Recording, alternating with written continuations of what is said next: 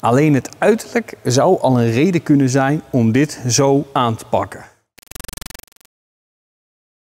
Zo vrienden, het is tijd voor een nieuwe aflevering in onze Caddy Upgrade serie. De vorige keer, in deze video, zag je al hoe we de auto hebben verlaagd, Powerflex bussen in de wielophanging monteerden en er dikke wielen en banden opgezet hebben. Dat maakte er al een compleet andere auto van. Maar in de tussentijd is er nogal wat veranderd. Er meldde zich een klant die dolgraag precies dezelfde setup wilde als wij al onder de Caddy hadden zitten.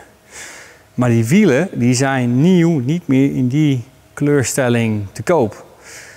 Dus we hebben die beste man onze wielen met onze banden verkocht. En omdat hij ook Powerflex wilde en de snelste manier om dat te doen is een complete set draagarmen wisselen, hebben we eigenlijk bijna alle spullen van onze Caddy aan hem verkocht. En dat geeft ons dan weer de gelegenheid om iets leuks, nieuws onder die van ons te zetten. Qua Powerflex laten we het precies zoals het was. Dus het zit er nu niet meer onder. Maar we gaan weer terug naar de setup die we hadden. Maar qua wielen gaan we een inchmaatje groter. Met hetzelfde type band. En daarna gaat een lang door mijzelf gekoesterde wens uitkomen. We gaan de Caddy chippen. En dat doen we in eigen huis. En bij dat chippen gaan we ook een aantal irritante eigenschappen van de originele DSG opheffen of aanpassen. We gaan er een fijnere auto van maken waarvan de bak ook nog eens langer meegaat. En dan hebben we straks de banden goed, de velgen goed en de tuning goed. Dus hij gaat harder. Maar dan moet je eigenlijk ook wat met de remmen. En die hoeven niet per se groter of veel sterker. Maar aan vervanging waren ze zeker toe. Het materiaal is oud, verroest en enigszins versleten. En omdat dit toch een beetje de auto is waarmee we laten zien wat we allemaal kunnen doen en wat er mogelijk is, gaan we daar ook wat leuks mee doen. We beginnen met de hardware. En dat betekent eerst een heleboel oude onderdelen demonteren.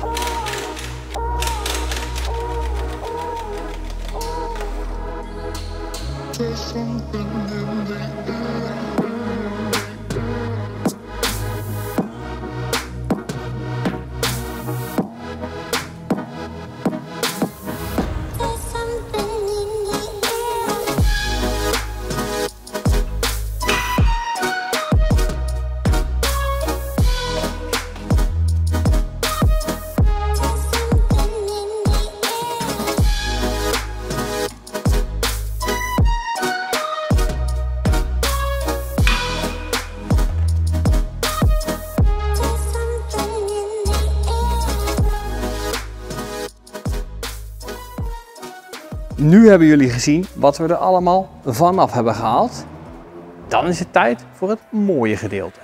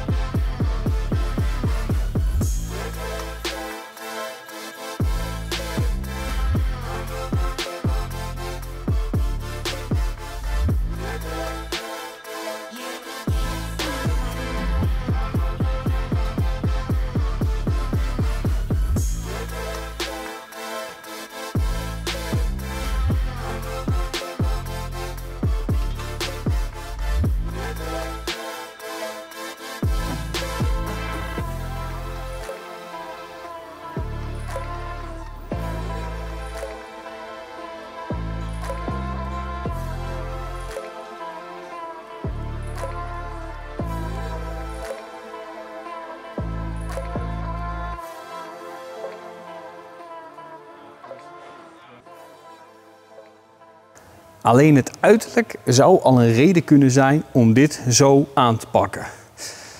Maar dat is het niet helemaal, want het oog wil natuurlijk ook wat. Remmen gaan vooral om functionaliteit. Het is een van de allerbelangrijkste onderdelen op een auto. En we hebben goed nagedacht voordat we deden wat we hebben gedaan. En ik zal proberen om jullie mee te nemen in dat denkproces. We wilden bij de Caddy niet per se grotere remmen. We wilden gewoon remmen die goed werkten en bij voorkeur net iets meer capaciteit hadden dan de originele remmen. Bij remmen is ook het gevoel wat je terugkrijgt van het pedaal en de manier waarop een auto reageert op commando's op het rempedaal heel belangrijk. Dat heeft een bepaald psychisch effect. En een auto die goed stevig pedaal heeft en daarbij ook bij weinig pedaalkracht toch flink vertraagt, die geeft heel veel vertrouwen aan de bestuurder. Wat we gedaan hebben daarom is allereerst vervangen van de remslangen voor staalomvlochten exemplaren. Normale remslangen zijn opgebouwd zoals een autoband. Rubber, een koordlaag en weer rubber. Zo'n slang expandeert of zet uit als je de rem intrapt. En dat zorgt ervoor dat een rempedaal iets wat sponsig kan aanvoelen. Om te zeggen sponsig is haast overdreven. Maar je kent dat verschil pas, of je weet pas wat er beter is, als je staalomvlochten remslangen hebt gehad. Die niet uitzetten als je het pedaal intrapt. Dat geeft wat meer pedaalgevoel. En daarmee ook meer vertrouwen. Wat remmen feitelijk doen, zijn bewegingsenergie van de auto omzetten in warmte. Een grotere schijf kan meer warmte afvoeren, maar dat wilden we niet. Maar er zijn ook schijven te krijgen die beter met de warmte overweg kunnen. Dus geboorde schijven, daarmee vergroot je het oppervlak en het koelend vermogen, gecombineerd met een ander soort remblokken. De Ferodo DS Performance. Die zijn goedgekeurd voor gebruik in Nederland en Europa. Er zit een E-keurmerk op.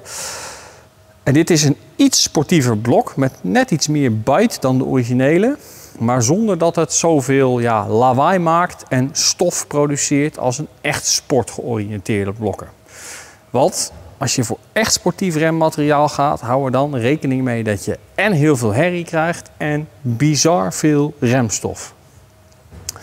Dan kun je natuurlijk ook wel zien dat niet alleen die blokken, die schijven en die slangen nieuw zijn, maar ook de klauwen lijken nieuw. Nou, dat zijn ze niet, maar we hebben ervoor gekozen om een setje originele Caddy remklauwen te laten zandstralen, 3 laag poedercoaten, dus dat is 2 keer kleur, 1 keer blanke lak, en reviseren. Die klauwen die zijn dus zo goed als nieuw, zowel klauw als zadel als veer zijn gecoat. Het ziet er hartstikke leuk uit. Het kost minder dan een nieuwe klauw. En de verf die erop zit, die blijft langer mooi dan van een nieuwe klauw. Want 3 laag poedercoaten, dat krijg je er niet zomaar meer vanaf.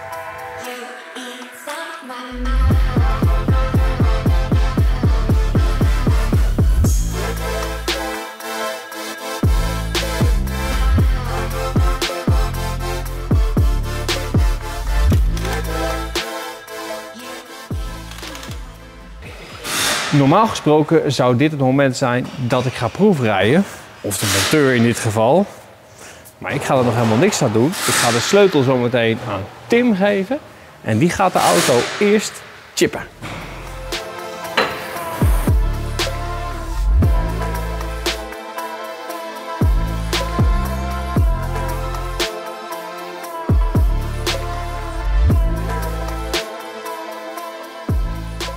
Zo, nu is de beurt aan mij. We gaan de Caddy tunen. Hij heeft op dit moment, zou die in ieder geval, 102 pk en 250 Nm moeten hebben. En we gaan naar een heuse 140 pk en 320 Nm. Dus een winst van 38 pk en 70 Nm. Maar voordat we dat doen, moeten we eerst zeker zijn dat de auto in goede staat is. De motor en de transmissie gezond zijn. Naast een aanpassing van het vermogen gaan we ook een aanpassing doen aan het schakelgedrag van de DSG.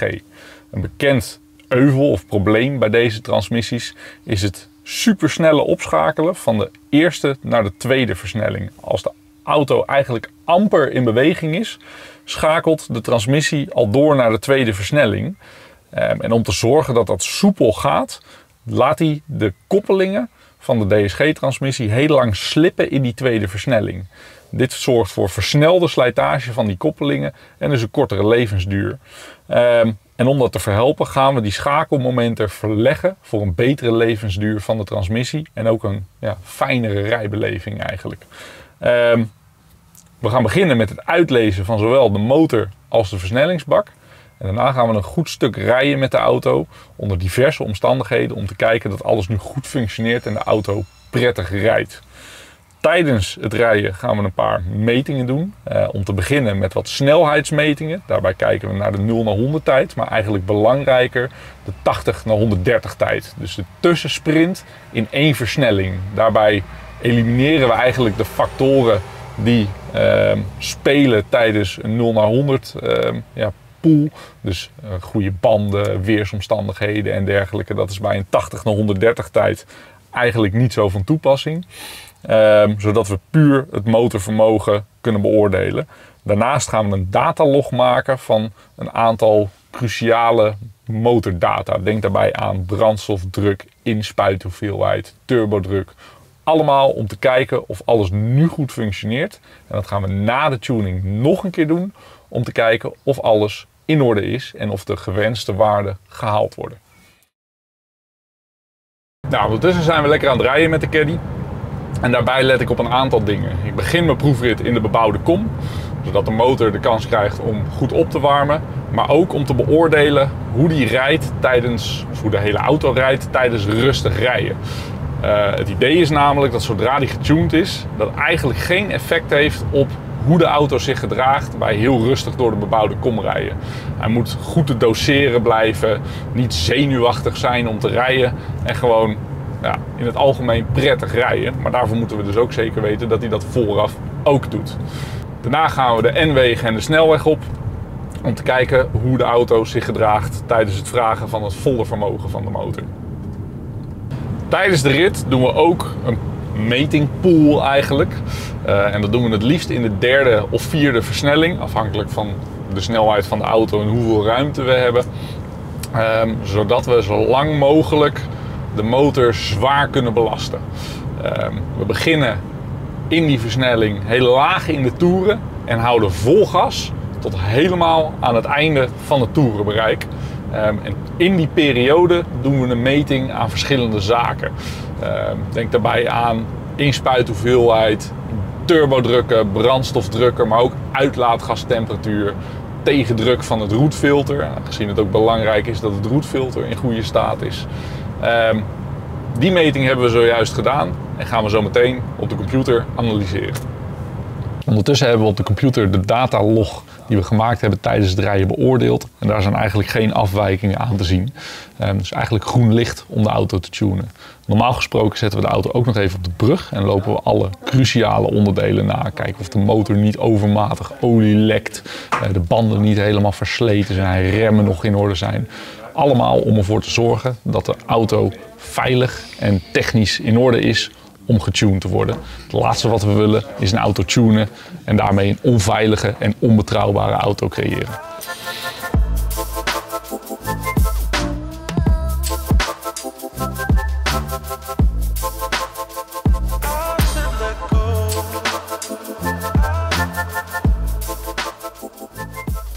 En de volgende stap in het proces is het uitlezen van de software van de motorcomputer en transmissiecomputer. Dat doen we in dit geval met onze CMD-apparatuur. Die software sturen we op naar onze softwarepartner DigiCar Engineering in Doetinchem. Zij passen de software voor ons aan, waarna wij hem weer inladen in de auto en vervolgens testen. Nou, de software zit erin. We gaan de storingen nog even wissen en dan gaan we de boel testen.